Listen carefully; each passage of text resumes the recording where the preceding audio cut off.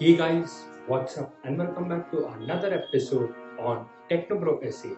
And in today's video, we're going to discuss about whether to buy the iPhone 12 or the iPhone 12 Pro, because both the phones are at the same price range with few $100s difference. And size of both the phones are almost equal with equal specification apart from the LiDAR scanner and the third camera at the back.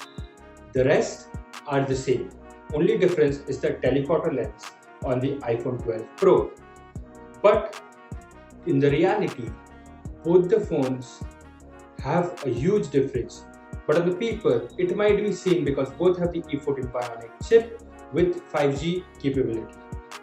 In reality, the difference is the camera module, the stabilization, the video quality, the photo quality, and even the AR experience on the iPhone 12 Pro than from the iPhone 12, because the LiDAR scanner implemented on the iPhone 12 Pro has increased the AR capability of a phone to a new height, which other phone companies and even the iPhone 12 and 12 mini or even the previous generation of iPhones cannot match with.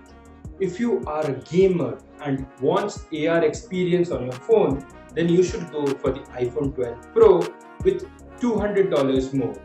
But if you are a regular customer and regular users, as most of the people are, then you can stick with the iPhone 12 because now it has the OLED screen and it has the 1080p display, which the iPhone 11 lacked from the iPhone 11 Pro.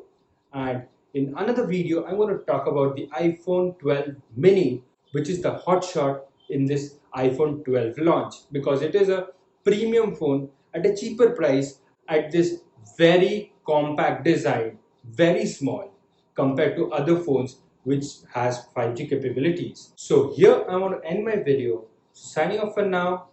Bye.